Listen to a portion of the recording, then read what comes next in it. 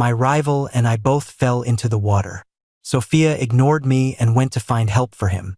After I dragged myself ashore on my bad leg, I told her I wanted a divorce. Sophia looked at me, bewildered. Felix can't swim. I had to help him first. Are you really making a big deal out of this? Our 5-year-old son's face was just as cold. Dad, you're fine. Why do you have to be so petty? I slapped Sophia across the face. Then I grabbed my son's cheek and sneered. Yes, I am. I'm just that petty. Sophia's head snapped to the side. When she turned back, her lip was twitching as she fought to control her anger. Leo, can you please calm down? Zach, being just a little kid, started crying and struggling. No wonder Mom saved Uncle Felix instead of you. You're a horrible person. You deserve to fall in. I hauled him up by his arm, my bad leg throbbing, and gave him a swat on the butt. That's right. I'm a horrible person. Go ask Felix to be your new dad. Felix pushed me aside and pulled Zach into a hug, cradling him protectively. Out of Sophia's line of sight, he shot me a triumphant, mocking smile. Leo, he's just a kid. He's just saying things because he's upset. How could you hit him? Hiding in Felix's arms, Zach shrieked, I'm not just upset. I don't want him as my dad. He's so lame. He can't ride a horse or play golf. He's nothing compared to Uncle Felix. Mom doesn't like him and I don't like him either. Before Zach could spill any more of his true feelings, Sophia cut him off. Zach, stop it. With that, she stood in front of them both, a guardian protecting her own. The crying child, the gentle father figure, the beautiful mother. Ah, what a perfect little family. To make it worse, Felix was still being passive-aggressive. What an adorable, well-behaved kid. I could never bring myself to lay a hand on him. You're a pretty heartless father. A smirk played on my lips as I stared him down. Say one more word, and I guarantee the next slap will be on your face. I watched the smile freeze on Felix's face. I scoffed. Leaving the cheating cow, the scumbag, and their little brat on the beach, I turned and walked away. The next day, I handed Sophia the divorce papers. She frowned, pushing her gold-rimmed glasses up her nose, her face etched with exhaustion.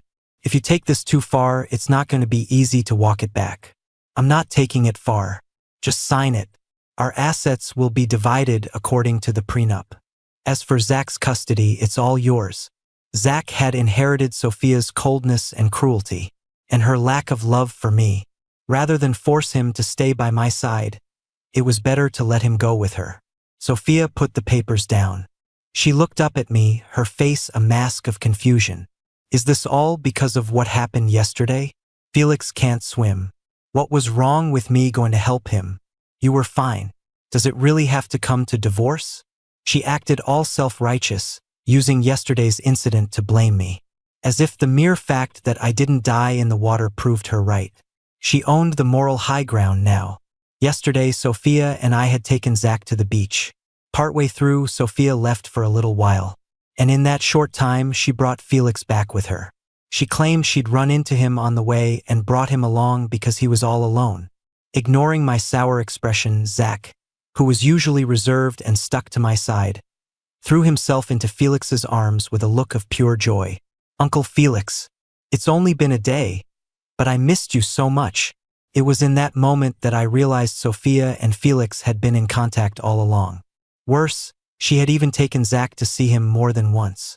When I looked at Sophia, her face went pale, and she stammered out an explanation. I just ran into Felix a few times when I was picking Zach up from school.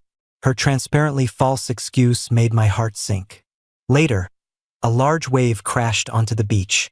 Felix and I were both swept into the surf. The tide wasn't high, and the wave wasn't strong enough to pull someone out to sea. It was like some kind of twisted loyalty test. It forced Sophia to choose between me and Felix. She forgot I was her husband. She forgot about the limp I had from the injury I got saving her. Without a second thought, she abandoned me and chose to save Felix. And now she was asking me if this was really necessary? Of course it was necessary. She and Zach didn't have to love me, but I had to love myself. I looked her straight in the eye and asked, word by word, what if I hadn't been fine? What if I couldn't have climbed out of those waves on this bad leg? Sophia, the only reason I'm standing here asking for a divorce is because I'm still alive. Sophia's mouth opened, her words faster than her thoughts. But you are still alive. Before she could finish, she realized her mistake and stopped. She looked away, flustered, and took a deep breath. She was pretending to reason with me, but her words were a threat. But if you leave me, you have no parents, no family. Where would you even go? I smiled and pushed the papers a little closer to her. That's not your problem. Just sign it. Consider it repayment for me saving your life back then. Sophia was a proud woman. She hated it when I brought up the fact that I'd saved her life. She was also convinced I would never leave her because of our son. She thought I was just throwing a tantrum. But after I mentioned saving her life, her face turned to stone. You always bring that up, she said coldly. Fine, a divorce it is. But once it's done, I won't agree to get back together so easily. You can spend some time out there cooling off and thinking about what you've done. Later, I got the divorce certificate just as I'd wanted. I went back to the house we had lived in for 7 years. It was time to pack up my things. The house was huge, filled with stuff, but very little of it was actually mine. I looked around at all the objects, some expensive, some exquisite. Finally, I went up to the attic and took out the one thing that was truly mine. My easel. I slung it over my back and walked out of the mansion. At the front gate, I saw Zach standing on the second-floor balcony. His lips were pressed into a thin line, his little face an icy mask. He just stood there, watching me. He probably expected me to go to him and coax him like I always did, to kiss him and apologize. I stopped and looked back at him one last time. With a soft sigh, I turned away and spoke to him gently. Eat well, sleep well. Dad won't be around anymore, so you have to take good care of yourself. Zach's eyes were red as he turned his head away and snorted. Just go, then. Uncle Felix will take care of me from now on. I don't need you.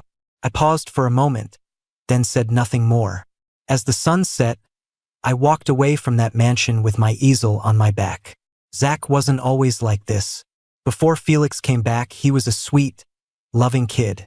When other kids made fun of him because I couldn't ride a horse or play golf, he would always get serious and defend me. So what if he can't? He's my dad. And all that matters is that he loves me enough. That all changed after Felix returned to the country. After Sophia took him to see Felix a few times, he became a different person. The boy who had only ever loved me started being ashamed of my humble background and told me not to pick him up from preschool. When his friends came over to play, he'd tell me to stay out and not come home. He even criticized me for not being strong enough when I was grieving on the anniversary of my parents' death. Thinking about it now, he and Sophia were truly cut from the same cloth. They liked the same person, and they hated the same person. They both liked Felix, and they both hated me. After I realized Sophia didn't love me, I couldn't sleep. I couldn't stand the betrayal, but I couldn't bear to leave Zach. But his hatred for me made my reluctance feel like a joke. The road out of that gated community wasn't long, but it took me 7 years to walk it. Walking down the path in the twilight, my mind drifted back to the past. 15 years ago, my father died saving Sophia's father. My mother passed away soon after from grief and depression. As a young boy, I ended up living with the Whites. Sophia was their only daughter, a spoiled princess who was used to getting her way. But when we were young, she was incredibly kind to me, so kind that I fell hopelessly in love with her. Until she fell for Felix and they started dating. That's when I buried my feelings deep inside. Even after she and Felix broke up, I never dreamed of being with her again. But then, after I saved her from an accident, she started pursuing me. With her parents' encouragement, she began to chase after me. She was the girl I had loved for so many years. I couldn't bring myself to be cold to her. In the end, her persistence won and we got together. We got married and later we had Zach. I thought we would be together forever, but Felix's return shattered my dream. 3 months ago, I went to pick her up after she'd been drinking. Outside the private room, I heard her friends mention Felix. Felix is back. What are you going to do? She rested her head on one hand and swirled the red wine in her glass with the other, a helpless smile on her face. What can I do? I'm already married. Her friends, ever the gossips, pressed on. But what if you weren't? You two were so in love back then. You almost died for him. Sophia gave a bitter laugh. What a stupid thing to say. Oh right, I forgot. Your husband was the one who saved you, and he ended up with a limp. Yeah, for that alone, you could never betray him. The bitter smile on Sophia's lips was a dagger in my heart. It stopped me from going in. It was then that I finally understood. She had never loved me. All she felt for me was guilt. I had been trapped by her lie for 7 years. Fortunately, it wasn't too late. Under the setting sun, I was finally regaining my freedom. I checked into a hotel I'd found earlier. That evening, I got a call from Sophia's parents. They didn't know that Sophia and I were divorced yet. They warmly asked when I was going to bring Zach over to the family estate for dinner. Thinking of her father's high blood pressure, I swallowed the words I was about to say. I just shook my head and told them I was busy lately. After hanging up, I sent Sophia a text. Your parents just called and asked when we're coming over for dinner. I covered for us this time, but you should tell them we're divorced as soon as possible. A long time later, she replied, Got it. I felt I had done all I could. From now on, Sophia was no longer a part of my life. After thinking for a moment, I blocked her number completely. That night, I ran my hand over the easel I'd brought from the mansion. I remembered the wish I'd made as a child, nestled in my parents' arms. When I grow up, I'm going to be a great painter. My mom and dad had ruffled my hair and smiled lovingly. Yes, our Leo is going to be the best painter in the world. But after I went to live with the Whites, I never picked up a paintbrush again. Back then, Sophia's parents had advised me with a knowing look. Leo, you should study business. That's what Sophia is studying. I blame my younger self for being so easily swayed, dazzled by a world that wasn't mine. I gave up my dream and walked a path that was never meant for me. And this old, yellowed easel was like my forgotten dream. No matter how much I wiped it, the stains remained. But thankfully, with enough wiping, the stains began to fade. Looking at the noticeably brighter wood, I finally smiled. I found the brushes I'd bought from a small shop that evening, set up a canvas, and tried to sketch out a memory from my childhood. Just as the tip of my brush touched the paper, my phone rang, shattering the moment. The number was familiar. It was Sophia's assistant, Amy. Mr. Hayes, Ms. White is drunk after a business dinner and is insisting on seeing you. Is it convenient for you to come and pick her up? In the past, whenever Sophia got drunk, she'd always make a scene until I came to get her. Her assistant was used to calling me. But now we were divorced. I put down my brush. My voice was quiet but firm. No, it's not convenient. Your boss and I are divorced. Please don't call me again. Suddenly, I heard the sound of something shattering on the other end of the line. I paused, then continued. You can look through her contacts. There's a guy named Felix. He's a much better person to call to pick her up. Just as I was about to hang up, a strange sound came from the other side. The next second, Sophia's hoarse voice, thick with suppressed anger, came through the receiver. Leo, are you really done with me? I must have been hearing things. After all, a cheater could hardly sound so self-righteous. I let out a soft laugh, said a casual goodbye to Amy, and hung up. I picked up my paintbrush again, pouring all the turmoil in my heart onto the canvas. I went to bed late that night, so when my phone's ringing woke me up, my tone was understandably irritated. Who is it? Who's calling this early in the morning? It was the voice of our old butler, Mr. Henderson. He sounded cautious. Mr. Hayes, Zach is sick. Ms. White left early this morning, and I can't reach her. Could you please come back and see him? Hearing that Zach was sick, a wave of panic washed over me. No father can stay calm when he hears his child is ill, even if that child doesn't love him. I froze for a few seconds, then said urgently, I'm on my way. When I saw him in his room, he was lying alone in bed, looking small and forlorn. My heart ached. I strode to his bedside and placed my hand on his forehead. Does it hurt bad? When Zach saw me, his eyes reddened, and for a fleeting moment, a look of vulnerability crossed his face. But in the next second, he slapped my hand away. He pulled the covers over his head and mumbled, "You already left. Why did you come back? You shouldn't have come back." Zach rarely got sick. Seeing him so fragile, the resolve I had built up over the last few days instantly crumbled. I sat on the edge of his bed and gently pulled the blanket down a bit so he could breathe easier.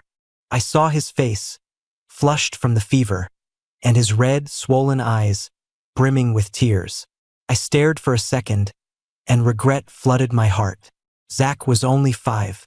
What did he really understand? His dislike for me and his closeness to Felix were all due to Sophia's influence.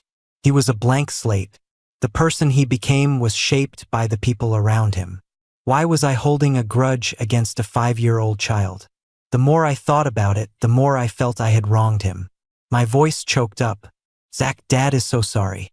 I shouldn't have left you. I shouldn't have abandoned you here. That's right. I couldn't leave Zach with Sophia. He was so young.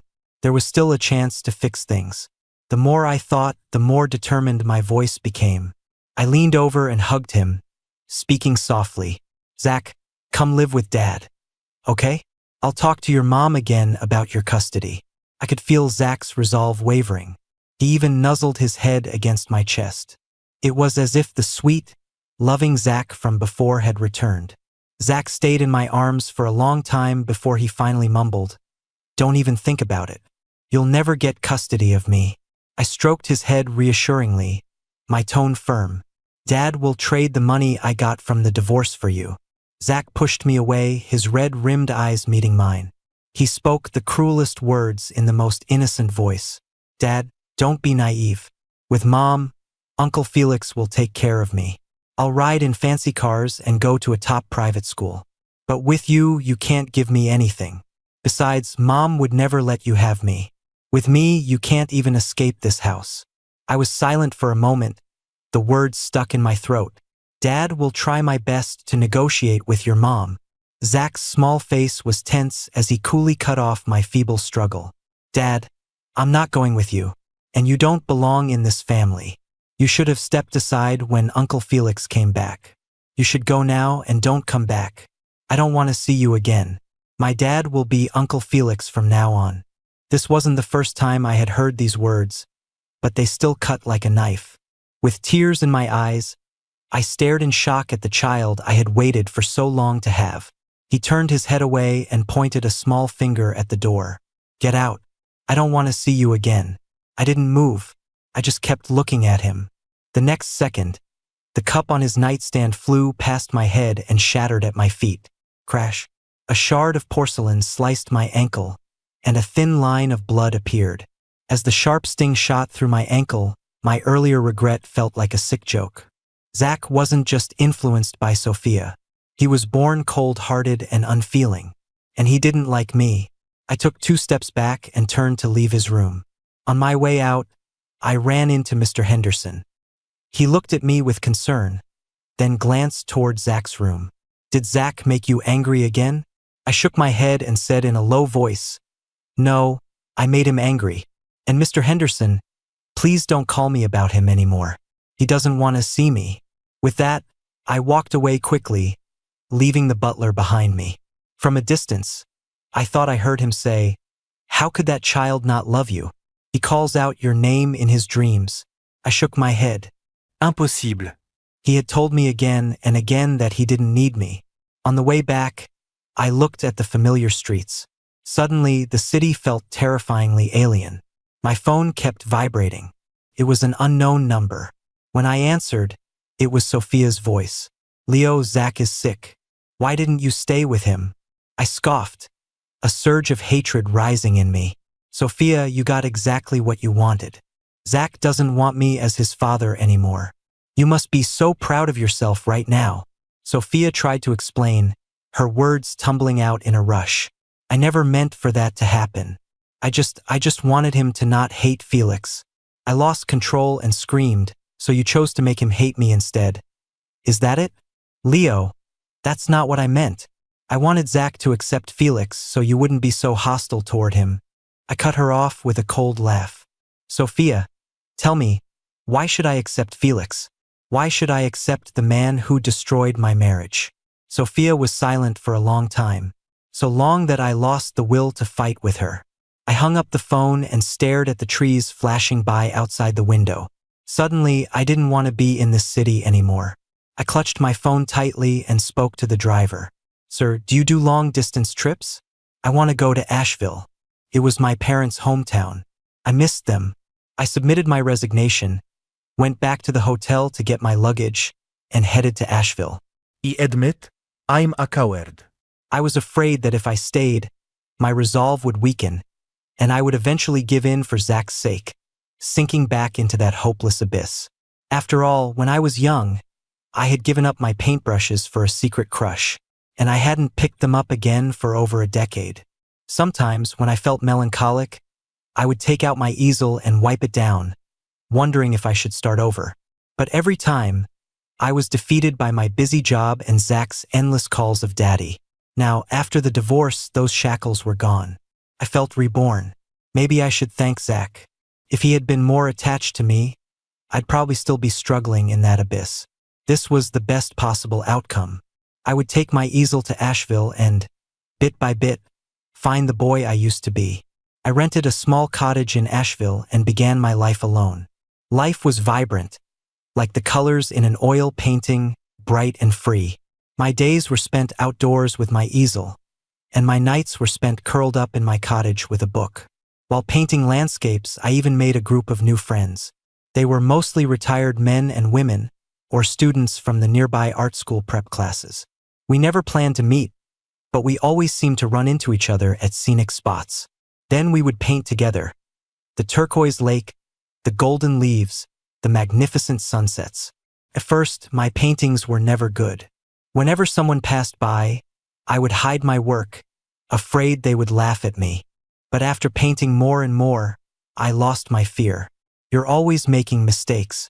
Making a mistake isn't scary. What's scary is not having the courage to start over. So now, no matter how unconventional my paintings were, I could set up my easel with confidence and slowly make corrections. Today's painting of the autumn lake was a perfect example. When I first finished it, I wasn't satisfied. The highlights weren't bright enough, it lacked contrast, and the elements didn't connect. But I didn't give up on it. I took my brush and, stroke by stroke, worked to transform it into the scene I envisioned. It wasn't until the sun had set that I finally put down my brush, rubbing my sore back with a sense of relief. I stared at the painting and smiled, finally satisfied. "Look at that, he's finished. It's really good, a big improvement over his earlier stuff." At first, I thought the kid had messed it up. I was worried he'd get all shy and hide it like he used to, so I didn't dare look. I can't believe how well it turned out. I looked up. A group of older folks had gathered around me at some point. They were critiquing my painting. They praised my progress, teased me about my initial shyness, and encouraged me to keep going. Surrounded by them, I just smiled. They were right. So what if I messed up? The brush in my hand wouldn't stop. It would always follow my heart's desire and correct the painting until it matched my vision. Even if it was hard, and even if the final result wasn't perfect. I was always moving forward, heading in the direction I wanted to go. My life was just like that, too. Autumn in Asheville is short. In the blink of an eye, snowflakes began to drift from the sky. It got so cold that everyone went out to paint less often. I started painting at home for my own enjoyment. To document my progress, I started a live stream while I painted, without showing my face. I would often talk to myself on the stream. "This color doesn't look right. I should use this one. Nice, that makes the composition much more harmonious. Hey, the contrast in this one is great. I'm a genius." After streaming for a while, I gained a few hundred followers. They would often pop into my stream to chat with me and listen to me ramble. Two usernames, in particular, became very familiar. One was Willow Whisper and the other was Kiddo. Willow Whisper was one of my very first followers. Kiddo showed up about a month later. The reason I recognized them was that they loved to send me donations, and nothing I said could stop them. They were my top two supporters. They also seemed to know each other and would often argue in the chat. Willow Whisper was very preachy, always offering critiques of my work while praising it. Kiddo was much cuter. Even when I made a mistake, he would praise my work blindly. So Kiddo often got annoyed by Willow Whisper's critiques. The two of them were constantly at each other's throats. Kiddo, can you even paint? Stop being a know-it-all. Nobody likes that. Willow Whisper, at least I'm not some little kid who can't even spell. Kiddo, you talk too much. No wonder you don't have a husband. Willow Whisper, yeah, well, your dad ran away too. I'd read their chats during my breaks. It was always a head-scratcher. But for all their bickering, they were a united front when it came to defending me. When trolls came into the stream to demand I show my face or insult me, the two of them would team up to blast the troublemakers and protect my channel. I didn't start streaming to make money, so I had a pretty casual attitude about it. But I was still touched by their loyalty. To thank them, I offered to send them one of my paintings as a gift. I smiled and told them to send me their addresses, but my DMs remained stubbornly empty. I figured they had stepped away, so I sent them each a message. Thanks for all your support. If you don't mind, you can leave your address and I'll send you one of my favorite recent paintings. They didn't post in the chat for the rest of the day. It wasn't until I was about to end the stream that I received their addresses. Coincidentally, both addresses were the same. And even more coincidentally, they were in the city I had run away from. I stared at their usernames, and an absurd thought crossed my mind. Then I couldn't help but laugh. How could it possibly be them? One of them was probably enjoying her newlywed life by now. The other was probably celebrating his new high society second father. The next day, I went out into the swirling snow. I went to the local market and bought some famous Asheville specialties. Then I mailed the gifts and the promise paintings to them.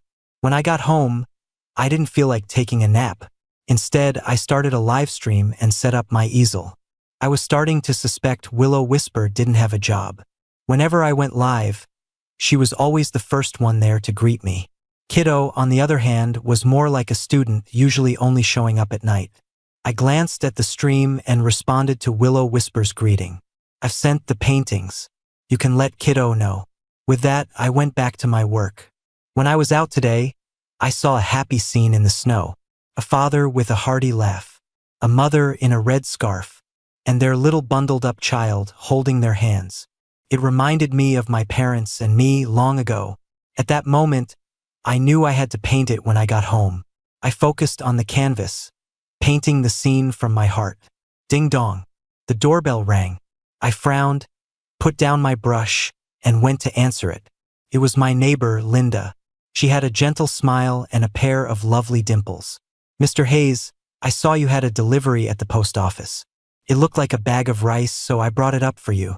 I looked at the bag of rice in her hands and remembered the jasmine rice I'd ordered online a few days ago. I thanked her gratefully and was about to take the bag inside. Linda was very kind and insisted on helping. Where do you want it? I'll carry it inside for you. I smiled sheepishly and pointed to the kitchen. Afterward, I offered her a glass of water and then grabbed some fruit I'd bought today from the fridge, pressing it into her arms and thanking her again and again. Once that was all done, I returned to my easel. As my eyes swept across the screen, I saw it was filled with messages from Willow Whisper. There's a woman in your house? Who is she? What is she doing there? What is she to you? I scrolled through my phone and saw she had sent me a ton of DMs too. They were all aggressive questions. The last one read, Leo, answer me. Who is she? I blinked. I was now certain of her identity. Willow Whisper was indeed Sophia, and that meant Kiddo must be Zach. I didn't answer her questions. I just ended the stream. I didn't understand what they were trying to do. Surely they couldn't have suddenly realized my worth after I left. If so, that was just pathetic. After that, I didn't stream for several days. I was glad I hadn't put a return address on the package I'd sent. If they were crazy enough to try to find me, it would probably take them a while. But I never expected to see them again so soon. After holing up at home for a few days, I decided to go out for some fresh air. When I opened the door, I saw Sophia. She was holding Zach's hand. The two of them, one big and one small, just stood there, staring at me. I poured Zach a glass of hot water and then sat down across from Sophia. I watched her with a cold expression as she scanned the room. Why did you come looking for me? Zach sat on the sofa, holding the glass, his face a cold mask. Their expressions made me want to laugh. After confirming there were no other women in the house, Sophia's frown relaxed slightly. She looked at me, her voice soft. "Leo, it's been a while. How are you?" I frowned. "Cut the crap. Zach's winter break is coming up. He wanted to come see you." Zach was the child I had longed for. Whether he liked me or not, I still had a duty to care for him as a minor. I turned my gaze to Zach and spoke softly. "Do you want to stay here with me?" Zach took a small sip of water, his face tense as he shook his head. "No, Mom made me come." I looked down with a bitter smile, then shot a sarcastic look at Sophia. "Don't use your child as an excuse." Sophia's expression soured, her voice turning sharp. "Zach, you watch your tone." I really couldn't stand watching her scold him. I cut her off with a cold laugh. "Can you stop with the act? And we're divorced. You shouldn't be bothering me anymore." Sophia's lips trembled, her expression suddenly defeated. "Leo, I don't get it. I never cheated on you with Felix. We were just friends. As for what happened at the lake, I can promise it will never happen again. From now on, I'll always put you first. Why did you still have to divorce me? You used to love me so much. You even got that limp saving me.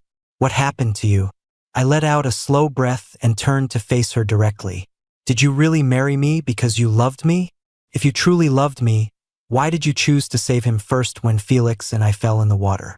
Why did you take Zach to play with him and keep telling me to just accept him? Sophia, don't you dare defile the word love. It's disgusting." As Sophia's face grew paler, I couldn't stop the years of resentment from pouring out. "Sophia, yes, I loved you when we were young.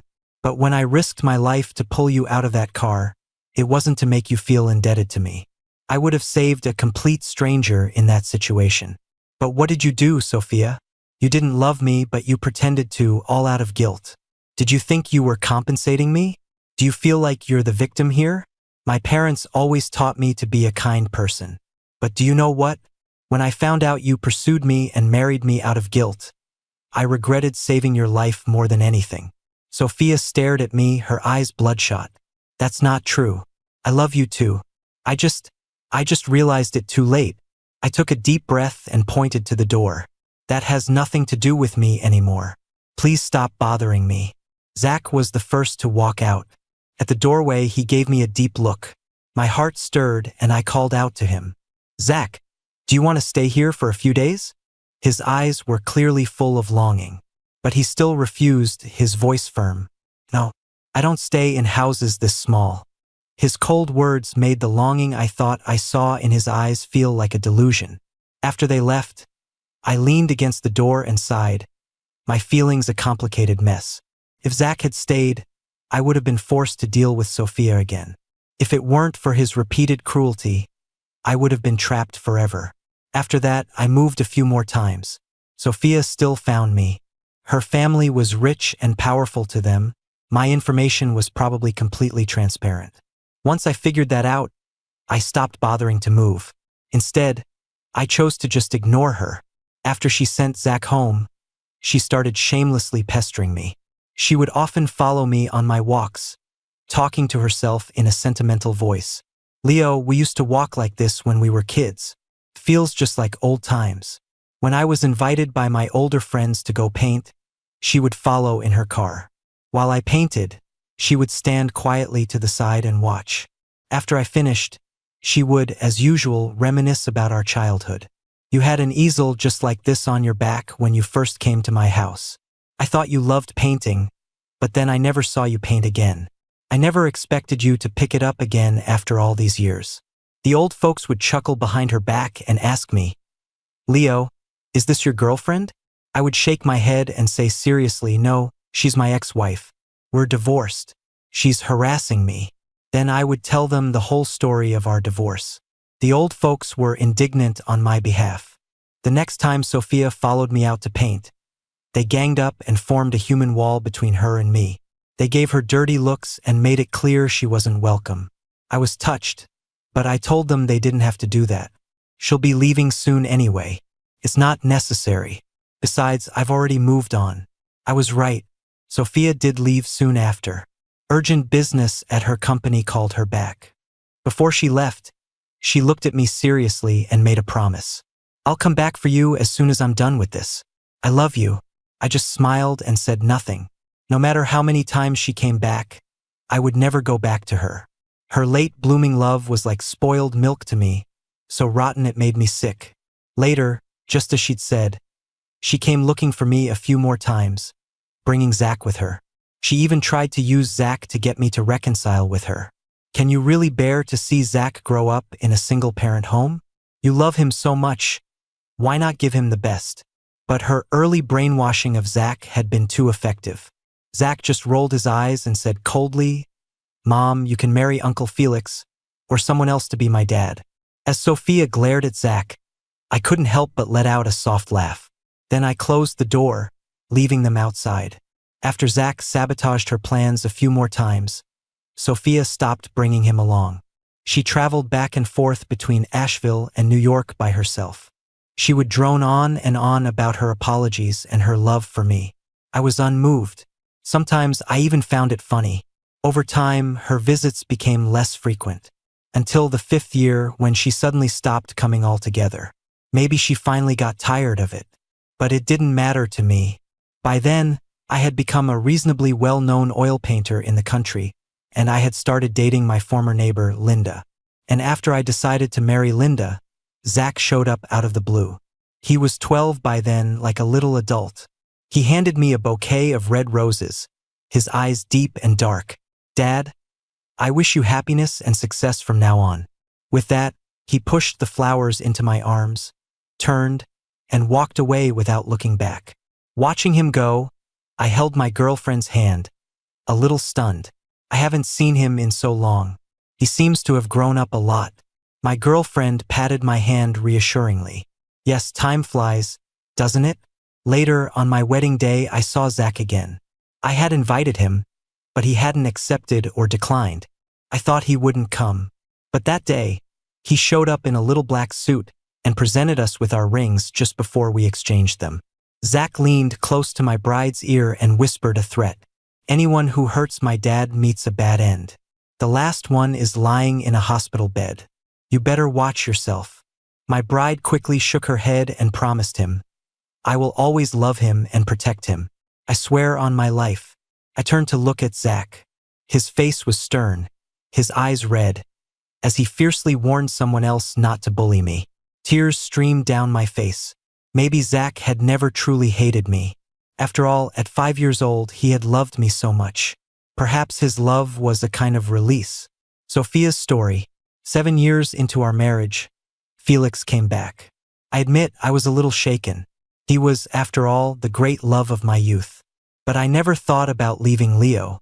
But then, after I instinctively saved Felix first when we fell in the water, Leo asked for a divorce. I panicked for a moment. But then I remembered he had nowhere else to go, and I felt relieved. He had loved me for so many years. He could never leave me. And besides, there was Zach. That was his beloved son. After Zach was born, even I had to take a back seat. So I was sure he was just angry and would get over it in a little while. He would never leave me and Zach. But this time I gambled and lost. Leo really was done with me. He didn't even want Zach anymore. I got drunk and called him, telling him to come pick me up. I thought that after a few days he must have cooled down. He would definitely take this chance to make up. But he didn't. He kept repeating that we were divorced. A cold dread washed over me, the feeling of things spinning out of my control. I went home that night in a daze. In the living room, I saw Zach playing with the Rubik's Cube Leo had bought him. When he saw me, he looked up, gave me a cold glance, and then looked back down. In that moment, an idea came to me. That night, I took away Zach's blanket. The next day, as expected, he had a cold. I didn't believe Leo could abandon a sick Zach. He would definitely come. I excitedly had Mr. Henderson call him. To make sure Leo wouldn't get angry seeing me, I even left the house. Before I left, I told Zach to make Leo stay. Zach looked up, his face flushed with fever, and gave a silent I left, satisfied. I thought it wouldn't be long before Leo came back, begging me to remarry him for Zach's sake. But I had miscalculated again. Leo didn't come back. He left the city and went to his parents' hometown. I finally realized that I might really be losing him. Later, I had a private investigator find his address. I discovered he had taken up oil painting. He had started making his own friends. He even had a live stream. I foolishly thought that maybe after he had some time to himself, he would come back. So I watched his live stream every day. When Zach found out, he started watching every night too. I figured he must have been thinking the same thing as me. He wanted Leo back too. After all, Leo wasn't just mad at me. Otherwise, how could Zach have failed to convince him to stay? I was like the foolish farmer waiting for the rabbit, hoping he would have a change of heart. I thought I had enough patience. But when I heard a young woman's voice on his stream, I realized I couldn't stand it. I flew into a rage, demanding to know who she was. What was her relationship to him? Leo ignored me and just shut down the stream. He must have known it was me. Even worse, he still hadn't forgiven me. I realized I couldn't just sit and wait anymore. I bought a plane ticket and dragged Zach with me to Asheville. On the plane, I drilled Zach on how to convince his father to stay. Zach just looked at me with a cold smile and shook his head. I grabbed his shoulders and demanded, "Don't you want your father to be with you as you grow up?" Zach looked out at the clouds, his voice young but chillingly calm. "You're not good to him. I'd rather he be free than stay by my side." I froze, my eyes wide with disbelief. Impossible. He can only be mine. Zach was incredibly smart and had his own opinions from a young age. He stared at me coldly. "Give up. He lost all hope in you a long time ago, and I won't help you trap him." Later, we saw Leo. Just as Zach had predicted, Leo rejected me. And Zach kept his word. He didn't try to convince Leo to come home. In fact, he used hurtful words to push him even further away. I refused to let go. I harassed him relentlessly, but he treated me like I was invisible. Until the 5th year after our divorce. I couldn't keep chasing him anymore. I got very, very sick. Zach stood by my bed and sneered, telling me I deserved it. I struggled to sit up in my hospital bed and stared at him for a long time. "Did you deliberately make him angry back then, so he would have no reason to stay with us?" Zach was only 10, but he was wise beyond his years. He glanced at me, his voice thin and cold. 5 years ago, after that man came back, Dad was in so much pain. He looked haggard for a long time. I loved him so much. Since he wanted to leave, I decided to let him go without any burdens. You're right, I did it on purpose. But didn't it all start with you? Looking at his precocious face, I was stunned. So that was why Zach's personality had changed so suddenly. He had always been so attached to Leo, loving him and clinging to him. How could a few words from an outsider make him hate his father and be so cruel? It all made sense now. He did it so Leo could leave without any guilt. As a sharp pain pierced my heart, I couldn't help but taunt him. "But you lost him too." Zach suddenly smiled. A sweet smile he only ever showed Leo. "As long as he's happy. By the way, I have some good news for you. He's getting married soon." He invited me to his wedding. "The patient's heart rate is abnormal. What did you say to agitate her? Get out now. She needs emergency care." In the chaos, I saw doctors and nurses rushing toward me out of the corner of my eye. After being scolded, Zach calmly walked out of the room. And then, I couldn't hear or see anything. An endless darkness and silence washed over me. I was finally starting to regret it. If I could go back to the beginning, I would have saved Leo first. Then he would never have left me. Would he? Zach's story. Sophia died when I was 15. After she died, with my grandfather's help, I slowly took over the company. Once I was in control, I went after Felix. The man who had broken my father's heart came begging me for mercy. He kept talking about our childhood connection, asking me to spare him. What connection did we have? The one where he made my father miserable? The one that forced me to leave my father? I shook my head coldly and hit the Felix family's business even harder. Eventually, his company went bankrupt and I took it over. When I learned Felix was hundreds of millions of dollars in debt, I mercifully let him stay at the company to work it off. I even made sure to promote the employees he had once bullied to be his bosses. but he couldn't take it for more than a few years and killed himself. TSK. How boring. To be honest, learning to run a company was painful. But if I didn't learn, I couldn't protect my dad. I wanted to give my dad the best of everything. I pushed him away back then so he could be happy. I study hard now to guarantee his happiness, so that if his current wife ever hurts him the way Sophia did, I can use everything I have to give him a safe harbor. Instead of being like I was as a child, pretending to be cold and making him leave heartbroken. After all, he loved me so much back then. Now that I'm grown up, I can't let him be sad again.